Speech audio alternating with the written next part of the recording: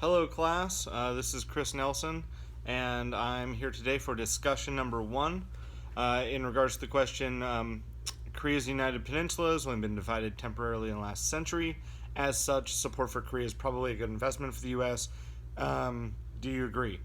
And so I have to say that in regards to that question, I do agree that support for Korea is essential, not only for their security but also for ours.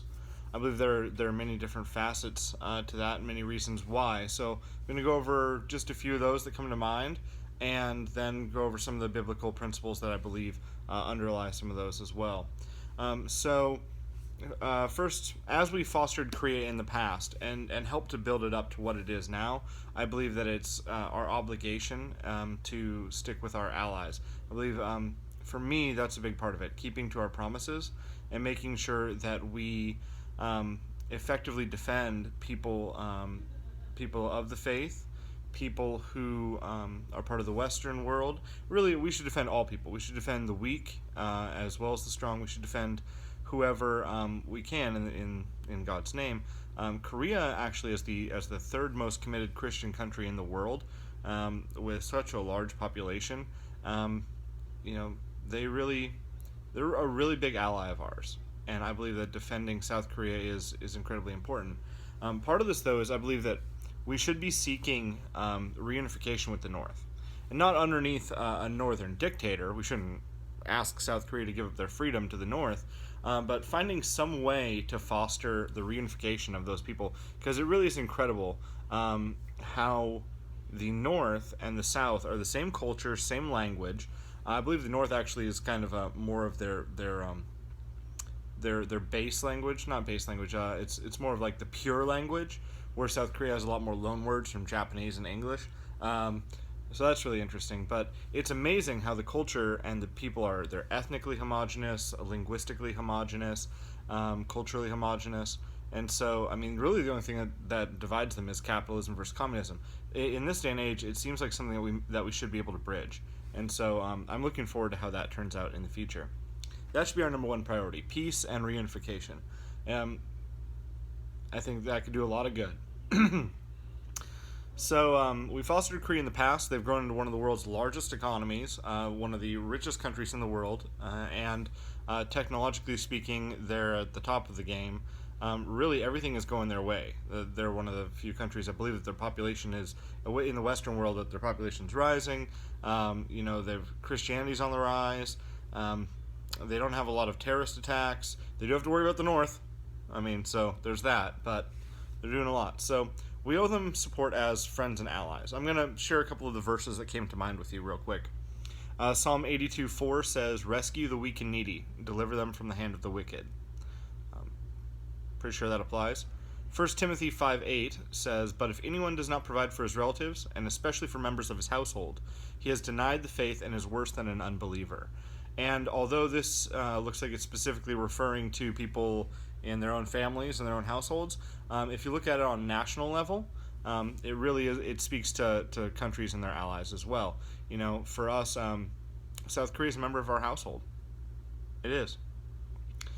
John 15:13. You've all heard this one. "Greater love has no one than this, that someone lay down his life for his friends." Absolutely true. Numbers 32, found this one interesting. "If a man vows a vow to the Lord, or swears an oath to bind himself by a pledge, he shall not break his word. He shall do according to all that proceeds out of his mouth." And we have commitments that we need to stick with.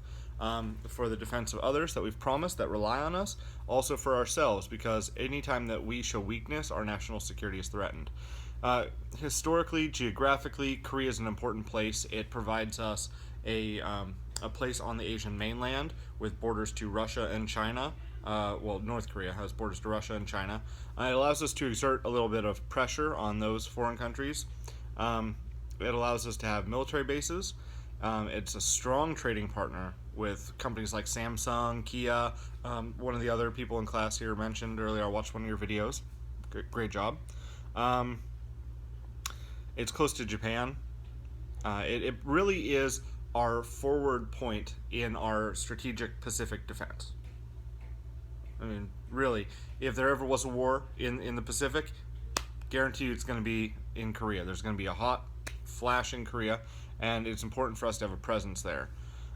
So I believe that coming to their support, not only in war, but in natural disasters when they would need us, is very, very important.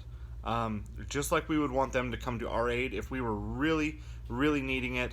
If something like Katrina times 10 happened and we couldn't handle it, I would hope that Korea would come to help us. And so, in that same sense, I would go to help Korea. If we were to go to war against somebody that could actually do us some real damage, I would hope that South Korea would be there to defend us. And hopefully a reunified Korea if and when that does occur, because I believe it will occur. It will occur.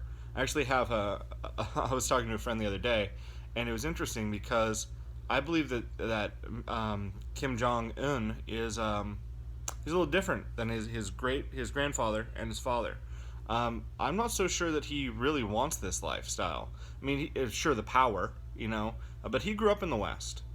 He went to school in, I believe it was Switzerland. He went to school in the West. He saw this stuff. And so he knows how great we are. So obviously he wants his country to be as good as us. Now, maybe I'm wrong. Maybe he wants to be ruler of the world, like his grandpa. But I think it's equally likely that he kind of wants to be a jet-setting playboy. I'd be interested in how much money it would take to buy North Korea from him. May save us money in the future. So that may be a simplified thought process there, but it did occur to me, perhaps he doesn't even want this life. You're kind of thrown into it. A lot of people rebel, so that was interesting to me. A great conversation I had with a friend recently about it, actually before we started the class. So just to recap, Korea, incredibly important geographically, historically. They are our friends and allies. We've made treaty obligations to them. I do believe it's important for us to defend people that we have obligations to, especially if they are so much like us. They're the Western world. They're a Christian nation. I don't see any reason why we wouldn't assist them, and any reason why they weren't important. Removing troops would only allow the other powers in the region to fill a vacuum, and to put greater pressure on us. So I don't believe that that's the right way to go, really. Projecting strength is the right way to go. So this video has gone on too long. Thank you very much. Have a great day.